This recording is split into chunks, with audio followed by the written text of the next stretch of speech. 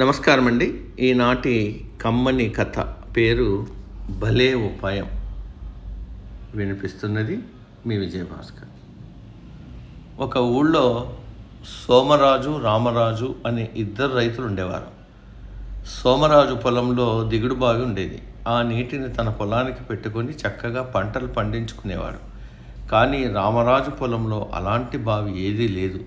అందుకే సోమరాజుని అడిగి ఆ బావి నీటిని అద్దెకు తీసుకోవాలనుకున్నాడు. దాంతో అతని వద్దకెళ్ళి, మిత్రమా, నీ బావి నాకు 6 నెలలకు అద్దెకు కావాలి, నువ్వు కోరినంత కిరాయి ఇస్తా అని చెప్పాడు. దానికి సోమరాజు సరే అలాగే చేద్దాం అని రామరాజు దగ్గర కొంత బయానా తీసుకున్నాడు.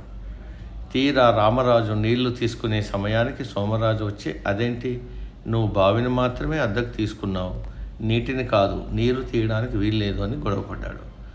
సోమరాజు ప్రవర్తనతో కంగు తిన్న రామరాజు గ్రామ పెద్ద దగ్గరకు వెళ్ళి తనకు న్యాయం చెప్పాల్సిందిగా కోరాడు.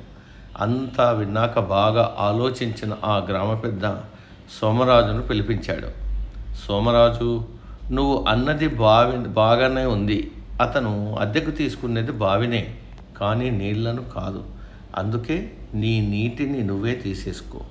నీరంతా ఖాళీ చేసి రామరాజుకిస్తే మిగిలిన బావిని అతడు వాడుకుంటాడు అని చెప్పాడు.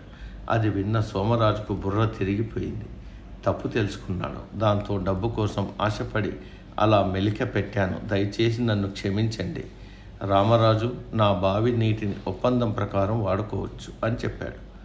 దాంతో సంతోషించిన రామరాజు ఆ నీటిని తన పొలానికి పెట్టుకుని సంతోషంగా సాగు చేసుకున్నాడు. సమాప్తం.